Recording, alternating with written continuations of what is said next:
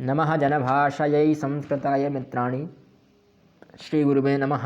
शूद्रक की राजधानी विदिशा से मैं तेजेंद्र आचार्य आप सभी का हमारे यूट्यूब चैनल पर हार्दिक स्वागत करता हूं। आज हम व्याकरण के तृतीय मुनि पतंजलि के बारे में जानेंगे। महर्षि पतंजलि व्याकरण के 3 प्रमुख ऋषि हैं, मुनि हैं। वाक्यकारं वररुचिं भाष्यकारं पतंजलिम पाणिनिं सूत्रकारं च प्रणतोस्मि मुनित्रयम्। यानी जो भाष्यकार है वह पतंजलि हैं। पतंजलि ने अष्टाध्यायी पर भाष्य लिखा है। ऐसे अलग अलग दर्शनों में भी भाष्य लिखे गए हैं। हर दर्शन में जो सूत्र होते हैं, योग सूत्र हैं, न्याय सूत्र हैं, मीमांसा सूत्र हैं, उन सभी सूत्रों पर भाष्य लिखे गए हैं।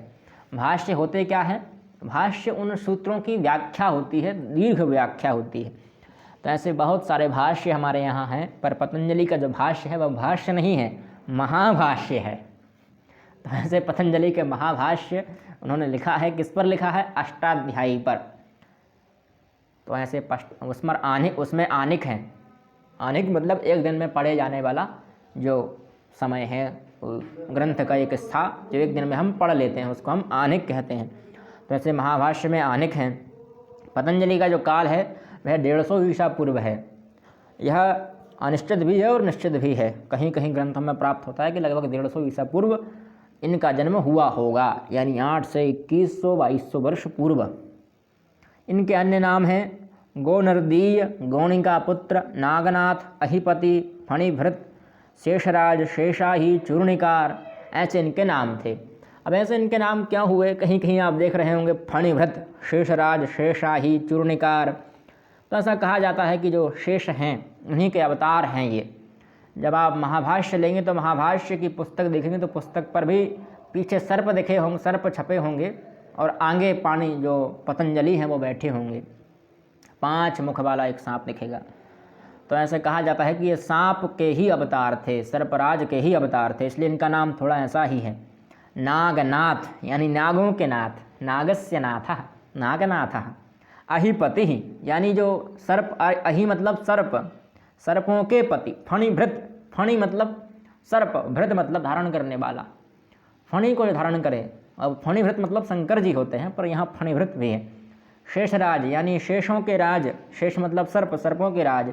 शेषाही, अहि मतलब भी सर्प, शेष मतलब भी सर्प। अहि मतलब शत्रु भी होता है, अरि मतलब होता है शत्रु, क्षम्यता। चूर्णिकार, यह भी इनके अन्य नाम थे। इनकी माता का नाम गौणिका था, इसलिए इनका नाम गौणिका पुत्र था। पिता का नाम प्राप्त नहीं होता है। इनका नाम गौणिका पुत्र, गौणिका माता का नाम होने से इनका नाम गौणिका पुत्र हुआ। इनकी कृतियाँ क्या हैं? सर्वप्रथम तो इन्होंने महाभाष्य लिखा और योग सूत्र भी लिखा है। योग सूत्र, योग दर्शन जो है उसके प्रवर्तक ही महर्षि पतंजलि हैं। महर्षि पतंजलि को ही योग दर्शन का प्रवर्तक कहा जाता है। इसलिए इन्होंने योग सूत्र, सर्वप्रथम योग पर इन्होंने व्याख्या की, इसलिए इनको योग सूत्र, इसमें 4 पाद हैं, समाधिपाद, विभूतिपाद, ऐसे 4 पाद हैं। उसमें इन्होंने योग के बारे में बताया, योग दर्शन के बारे में बताया। तो वहाँ पर इनको योग दर्शन का प्रवर्तक भी कहा गया। महर्षि पतंजलि योग दर्शन के प्रवर्तक भी हैं और जो अष्टाध्यायी है उस पर भाष्य लिखने वाले महाभाष्यकार भी हैं। और सिद्धांत सारावली चरक परिष्कार नामक एक ग्रंथ और इनका है। महानंद काव्य नामक एक काव्य भी इन्होंने लिखा है। यानी सिर्फ व्याकरण ही नहीं, साहित्य के भी विद्वान थे। इनका स्थान हम स्थिर रूप से नहीं कह सकते, पर लगभग 4 स्थान हम कह सकते हैं। एक गोनर्द नामक स्थान है जो गोंडा, जिसे आज की जब वो भाषा में गोंडा कहते हैं। कश्मीर में भी इनका जन्म कहा जाता है, व मथुरा और पाटलिपुत्र, ऐसे 4 स्थान हम कहते हैं जहाँ पर इनका जन्म हुआ होगा। संभवतः कोई निश्चित बात नहीं है कि यहीं हुआ होगा, और कहीं भी हो सकता है, पर हमने जो अंदाज़ा लगाया उस अंदाजे से सबसे ज़्यादा हमें जो लगा कि इन्हीं 4 स्थानों पर हुआ होगा। क्या इनकी शैली देखते हैं, किसी भी काव्य, किसी भी कवि की शैली देखी जाती है कि वह किस स्थान से जुड़ रही है, उसका किस स्थान के प्रति प्रेम है, तो उस प्रेम से हम अंदाज़ा लगा। जैसे कालिदास जी हैं, कालिदास ने सबका चित्रण किया, उज्जैन का भी वर्णन किया, विदिशा का भी वर्णन किया, मेरे शहर का, और यहाँ नेपाल का भी, और सब जगह का वर्णन किया, कैलाश का वर्णन किया। तो हम अंदाज़ा लगाते हैं कि हो सकता है उनका कैलाश के आसपास जन्म हुआ हो, उज्जैन में जन्म हुआ हो, विदिशा में जन्म हुआ हो, या और कहीं जन्म हो सकता है। जब मेघदूत वो लिखते हैं तो उन्होंने बहुत सारे, पूरे मेघमार्ग में जितने सारे स्थान पड़ते हैं सभी स्थानों का बड़ा सुंदर चित्रण किया है। तो ऐसा पता चलता है कि उनका कहीं जन्म तो हुआ होगा उन्हीं स्थानों में। तभी तो इतनी अच्छी उन्होंने व्याख्या की। तो ऐसे हम अंदाज़ा लगाते हैं किसी भी कवि के जन्म स्थान का। तो इनके जो राजाश्रय थे, यानी जिस राजा की यह आश्रय में थे, वह कौन सा राजा था? पुष्यमित्र शुंग, जिसने अशोक के पुत्र बृहद्रथ को मारकर शुंग वंश की स्थापना की थी। उस पुष्यमित्र शुंग के यह राजा आश्रय में थे। उसी पुष्यमित्र शुंग ने इन्हीं को आश्रय दिया था कि आप हमारे, उन्हीं के संरक्षण में थे। और पुष्यमित्र शुंग कौन था? शुंग वंश का संस्थापक, जिसने अशोक के पुत्र बृहद्रथ को मारकर शुंग वंश की स्थापना की थी। और अशोक के बारे में कहा जाता है कि उस दिन आर्यवर्त को बड़ा शोक मिला, शस्त्र त्याग कर बना अहिंसक, जिस दिन यहाँ अशोक मिला। जिस दिन अशोक ने तलवार फेंक दी, अहिंसक बन गया, उसने बौद्ध धर्म स्वीकार कर लिया, उसी दिन से विदेशी सेनाएं भारत में आने लगीं। विदेशी सेनाएं क्यों आई भारत में? क्योंकि अशोक ने शस्त्र फेंक दिए थे। जिस अशोक ने कलिंग जैसे शक्तिशाली राज्य को हरा दिया था, वह अशोक चाहता तो फारसी लोगों को भी हरा सकता था।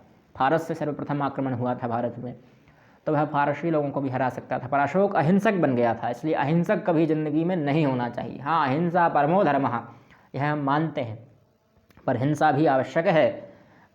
ठीक है, तो हिंसा उतनी आवश्यक नहीं है जितनी आप लोग समझ रहे हैं, पर हिंसा आवश्यक होनी चाहिए। अगर अशोक अहिंसक ना बनता तो हो सकता है हमारे धर्म, हमारी जो संस्कृति है वह बची हुई होती आज। और जो हम यह अनुमान लगा रहे हैं कि पतंजलि का जन्म उस समय हुआ होगा, कात्यायन का जन्म उस समय हुआ होगा, शायद हमारे पास निश्चित होता कि हाँ उस समय पर उनका जन्म हुआ था। तो यह सब अनुमान हमें ना लगाना पड़ता। नालंदा हमारे पास होता, तक्षशिला हमारे पास होता, यदि अशोक अहिंसक ना बनता। तो हर चीज़, हर फैसला कोई सही नहीं होता है।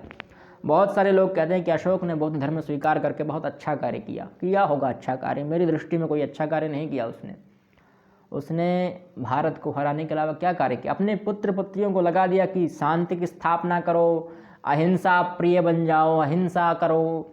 अरे हिंसा भी आवश्यक है भैया, आप राजा लोग हैं, आपका कार्य ही यही है अहिंसा करना। यदि आप लोग नहीं करेंगे, शिकार नहीं करेंगे, तो फिर कैसे हमारी सुरक्षा होगी? अब राजा लोगों को तो शस्त्र नहीं त्यागने चाहिए, और त्यागेंगे तो वही होगा कि प्रजा गुलाम होगी। प्रजा को थोड़ी लड़ना आता है, लड़ना तो उन्हीं का काम है, क्षत्रियों का। क्षत्रियों को करना चाहिए, हम ब्राह्मणों का थोड़ी काम है कि हम लड़ेंगे। कोई वैश्य थोड़ी लड़ने जाएगा, शूद्र थोड़ी लड़ने जाएगा उस समय। अब तो खैर सब लोग सेना में हैं, सब लोग। मैं तो कहता हूँ कि सभी लोग शस्त्र चलाना अवश्य सीखें, क्योंकि अब आवश्यक है शस्त्र चलाना। कुछ तो आना ही चाहिए, तो नाली चलाना ही सीख लें। ठीक है, तो हम मिलते हैं जयतु संस्कृतम जयतु भारतम अगले एपिसोड में। तब तक के लिए सभी लोगों के लिए जयतु संस्कृतम जयतु भारतम।